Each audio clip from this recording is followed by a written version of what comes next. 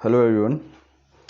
तो हम स्टार्ट करने जा रहे हैं सेल बायोलॉजी पर एक सीरीज़, और इसमें जो पहला चैप्टर रहेगा वो सेल सिग्नलिंग के ऊपर है। और ये इस चैप्टर का पहला वीडियो है। इसमें हम देखेंगे कि किस तरह के डिफरेंट टाइप्स होते हैं सेल सिग्नलिंग के, सेल सिग्नलिंग होता क्या है, और डिफरेंट टाइप्स ऑफ रिसेप्टर्स जो सेल सिग्नलिंग में इन्वॉल्व होते हैं, इसमें हम वो देखेंगे। आने वाले लेक्चर्स में हम इस चैप्टर के अगले टॉपिक्स को देखेंगे, जैसे nuclear receptor, super family, steroid, hormones वगैरह हो गए, और उसके बाद हम सेल सरफेस रिसेप्टर देखेंगे। तो चलिए स्टार्ट करते हैं। तो सबसे पहले सेल सिग्नलिंग होता क्या है। तो एक सिंगल सेल इमेजिन कर लीजिए, जैसे अमीबा हो गया। अब वो सिंगल सेल दूसरी अमीबा के साथ भी इंटरेक्ट करता है, और वो अपने सराउंडिंग के साथ भी इंटरेक्ट करता है। अमीबा को अब आंखें तो है नहीं, फिर भी वो जब भी उसको कोई फूड सोर्स मिलता है तो उसकी तरफ जाता है वो। तो ये सब कैसे होता है, एनवायरनमेंट को सेंस करना अपने को और उसके लिए रिस्पॉन्ड करना। तो इस सब में सेल सिग्नलिंग का बहुत क्रूशियल रोल रहता है। तो all cells receive and respond to signals, even the smallest bacteria. तो प्रोकैरियोट से लेके यूकैरियोट तक, यूनिसेलुलर हो चाहे मल्टीसेलुलर हो, सारे सेल्स रिसीव भी करते हो, रिस्पॉन्ड भी करते हो, और रिले भी करते हैं एक्चुअली सिग्नल। एक सेल जो है वो सिग्नल रिलीज भी करेगी। तो जो सिंगल सेलर ऑर्गेनिज्म है, बिकॉज एक ही सेल है, तो इनका प्रोसेस काफ़ी सिंपल रहता है। तो मल्टी सेलर ऑर्गेनिजम्स में हमें एक एडवांस लेवल का जो है तो सेल सिग्नलिंग का एक वो सिस्टम देखने को मिलता है। Communication between cells is mediated mainly by extra cellular signal molecules. तो मेडिएटर इसमें एक्स्ट्रा सेलुलर सिग्नल मॉलिक्यूल बोल दिया हमने उनको, जो एक मीडियम बन रहे हैं सिग्नलिंग का दो सेल्स के भीतर, और चाहे एक एनवायरनमेंट और सेल के बीच में जो भी मेडिएटर बन रहे हैं उनको हमने एक्स्ट्रा सेलुलर सिग्नल मॉलिक्यूल बोल दिया। अब ये मॉलिक्यूल जो हैं वो प्रोटीन्स भी हो सकते हैं, कुछ पेप्टाइड भी हो सकते हैं, अमाइनो एसिड्स भी हो सकते हैं, nucleotide, steroid, retinoid, fatty acid derivatives, इनके कुछ एग्जाम्पल हैं। और नाइट्रिक ऑक्साइड और कार्बन मोनोऑक्साइड गैसेज हैं, ये दोनों भी। और एक इथाइलिन भी है जो प्लांट्स में होता है, प्लांट ग्रोथ रेगुलेटर जिनको हम बोलते हैं, फूड राइपनिंग में काम आता है। तो इवन गैसेज तक as extra cellular signal molecule काम कर सकती हैं, बिहेव कर सकती हैं। The binding of most signaling molecules to their receptors initiate a series of intracellular reactions that regulate virtually all aspects of cell behavior. तो जब भी एक किसी सेल के साथ उस एक्स्ट्रा सेलुलर सिग्नल मॉलिक्यूल ने इंटरेक्ट जब करता है वो, तो उसके बाद नीचे एक सिग्नलिंग पाथवे स्टार्ट हो जाता है। और उस पाथवे का एंड गोल क्या होता है, वो सेल बिहेवियर को कैसे ना कैसे रेगुलेट करने के लिए होता है। वो मेटाबॉलिज्म को भी रेगुलेट कर सकता है, मूवमेंट सेल की किस तरफ को करानी है वो रेगुलेट कर सकते हैं वो, प्रोलिफरेशन सेल को डिवाइड करना है या नहीं करना है, कब करना है, वो सब सेल सिग्नलिंग के ऊपर डिपेंड करता है। सर्वाइवल, जैसे एपोप्टोसिस सुना होगा आपने, तो एपोप्टोसिस के भी अपने एक पाथवे हैं, सेल डेथ के अपने एक पाथवे हैं। सेल को जिंदा रहना है या एपोप्टोसिस में जाना है, तो वो भी सेल सिग्नलिंग के ऊपर, सेल सिग्नलिंग के थ्रू सेल डिसाइड करती है। डिफरेंशिएशन सेल का, जैसे एम्ब्रियो है, एम्ब्रियो के बाद डेवलपमेंट हो रहा है, तो सेल्स डिफरेंशिएट हो रही हैं। तो इन सब में काफ़ी इनका जो है तो रोल रहता है। जैसे रेटिनॉइड्स हैं, रेटिनॉइड्स इसमें डिफरेंशिएशन में और डेवलपमेंट में काफ़ी मेन रोल प्ले करते हैं। अब सेल सिग्नलिंग में देखिए, अगर कभी कुछ जो पाथवे में जो है उसमें कुछ गड़बड़ हो जाती है, ब्रेकडाउन हो जाता है, तो many cancers arise as a result of this.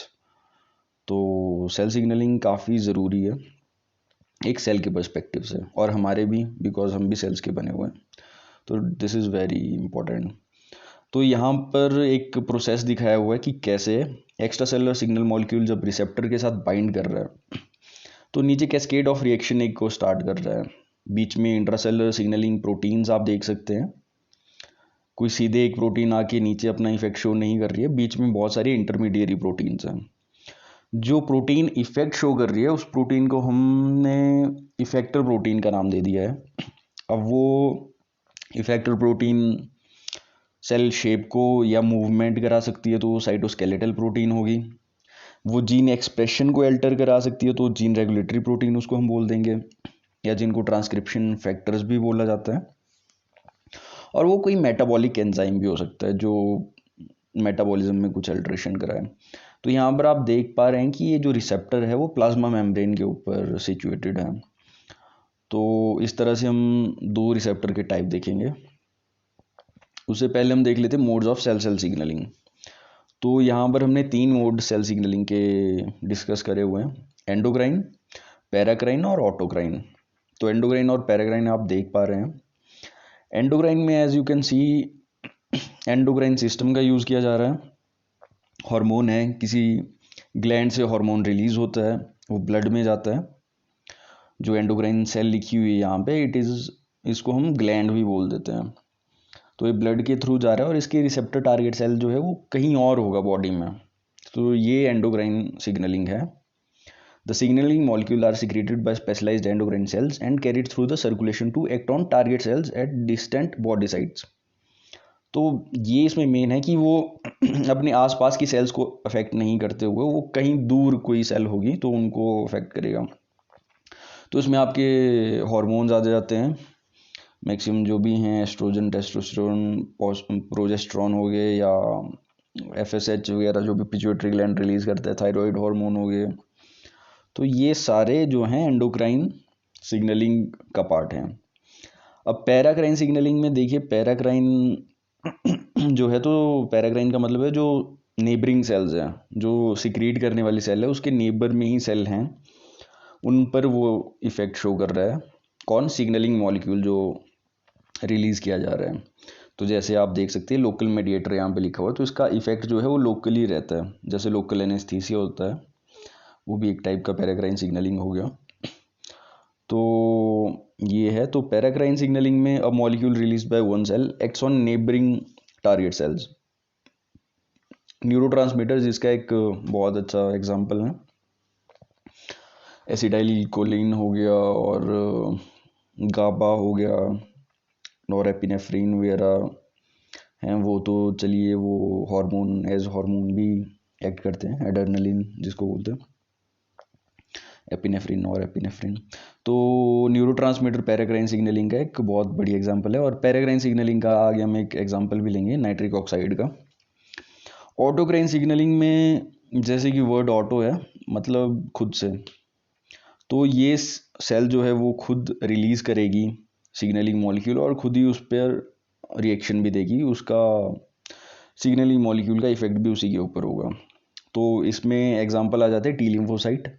तो टी लिम्फोसाइट का जब आप डिफ्रेंशिएशन पढ़ोगे और उनका एंटीजन के लिए जो रिस्पॉन्स होता है तो उसमें ये ऑटोक्राइन सिग्नलिंग इन्वॉल्व होती है। और कैंसर सेल्स, जैसे आपको पता है कि जब अनकंट्रोल्ड ग्रोथ हो जाती है तो वो ट्यूमर में बदल जाती है, और अगर ट्यूमर मेलिनेंट हो तो उसको कैंसर बोल देते हैं।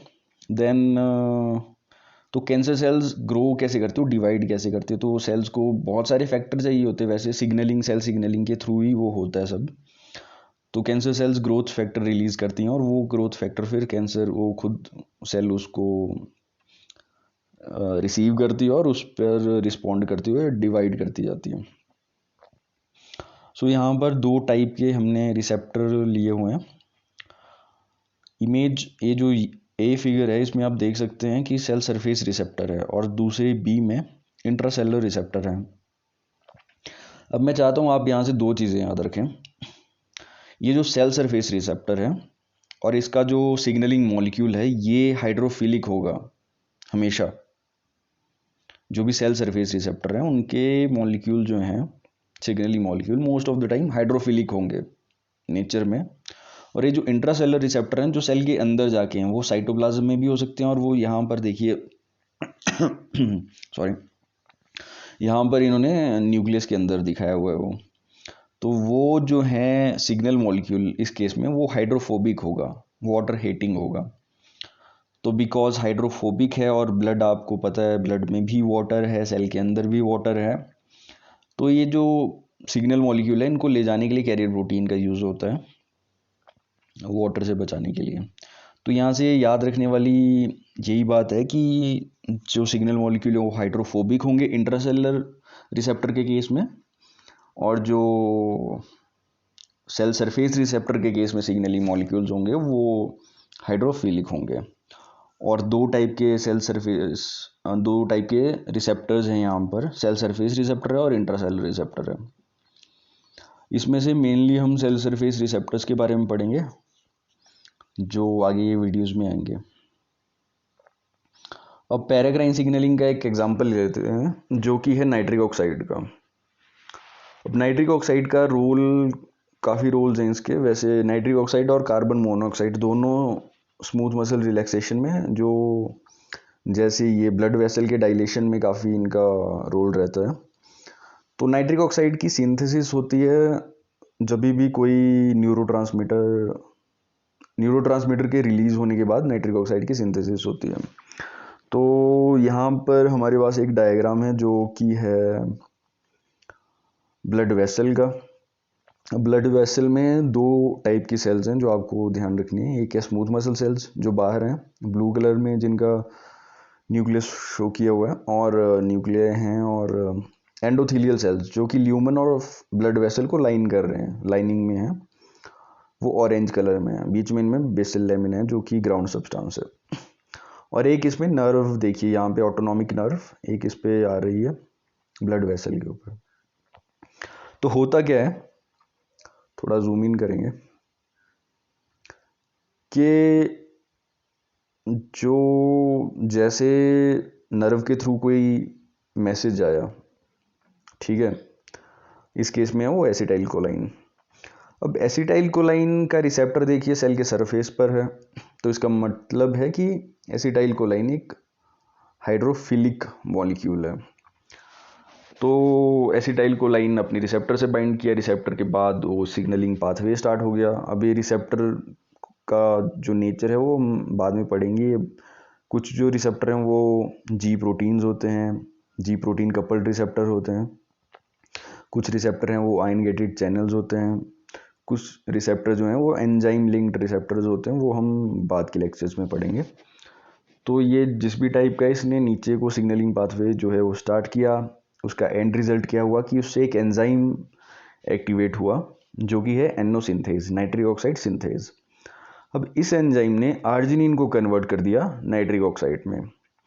Nitric oxide being a gas, ये बहुत छोटी भी है और गैस है, तो ये जल्दी से डिफ्यूज़ कर जाती है।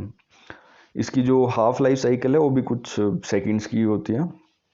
तो इसका रैपिड डिफ्यूज़न होता है, और डिफ्यूज़ करके ये कहाँ चलेगी, स्मूथ मसल सेल्स में। जो इसका मैन्युफैक्चर हुआ, ये बनी एंडोथीलियल सेल्स में, जो कि ब्लड वेसल की लाइनिंग को लाइन कर रही है, ठीक है। और बनाई किसने, नाइट्रिक ऑक्साइड सिंथेज ने आर्जिनिन के थ्रू, और एसिटाइल कोलाइन वहाँ पर मैसेंजर था। तो ये जो नाइट्रिक ऑक्साइड है ये अब चली जा रही है स्मूथ मसल सेल्स में। स्मूथ मसल सेल में ये बाउंड हो रही है ग्वानिलिल साइक्लेज के साथ। तो ग्वानिलिल साइक्लेज भी एक एंजाइम है, और ये जो है साइक्लिक जीएमपी के प्रोडक्शन के लिए इंपॉर्टेंट है। देखिए अब नाइट्रिक ऑक्साइड के जो ब्लड वेसल डायलेशन में है रोल, तो ये जो पेनाइल इरेक्शन है उसमें भी यही सेम पाथवे होता है। और जो वियाग्रा है, तो वियाग्रा टारगेट करती है यहाँ पर ये ग्वानिलिल साइक्लेज को नहीं, जो दूसरा एंजाइम इसके एंटी काम करता है, सॉरी, उसको ये टारगेट करती है। तो सो दैट कि साइक्लिक जीएमपी की कंसंट्रेशन बनी रहे और ज़्यादा देर तक इरेक्शन रहे। सो ये जो साइक्लिक जीएमपी था, ये इसने इंटर्न क्या किया, कुछ भी करके इसने जो है वो इसने स्मूथ मसल सेल की रिलैक्सेशन करा दी। अब ये साइटोस्केलेटल पर जाकर काम करेगा, वो पाथवे बाद की बात है। So this is how this nitric oxide works. ये एक एग्जांपल हो गया फिर पैराक्राइन सिग्नलिंग का, क्योंकि एंडोथीलियल सेल्स हैं, इन्होंने अपनी विसिनिटी में जो सेल्स हैं, स्मूथ मसल सेल्स हैं, जो कि उन पर इफेक्ट करा।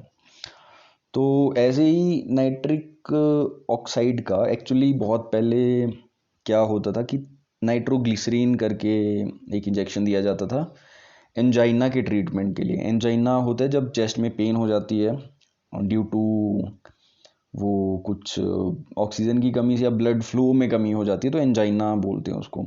तो नाइट्रोग्लिसरीन का इंजेक्शन दिया जाता था। तो नाइट्रोग्लिसरीन में नाइट्रिक ऑक्साइड रिलीज होती थी, पर उस टाइम ये पता नहीं था कि वो काम कैसे करता है, वो बस दे देते थे इंजेक्शन। तो अब हमने देख लिया कि ये काम कैसे करता है। तो वो ब्लड सप्लाई ऐसे बढ़ाता था, वो ब्लड वेसल की डायलेशन करा देता था नाइट्रिक ऑक्साइड। सो एंड में एक क्वेश्चन देख लेते हैं जो कि ये 2019 में आया था। इसमें पूछा गया कि नाइट्रिक ऑक्साइड सिंथेज का सबस्ट्रेट क्या है नाइट्रिक ऑक्साइड बनाने के लिए। तो ग्लाइसिन, लाइसिन, हिस्टिडीन या आर्जिनिन। तो arginine would be the right answer. So that's it for this lecture. और अगले लेक्चर में हम आगे का कंटिन्यू करेंगे सेल सिग्नलिंग ही। Thank you very much.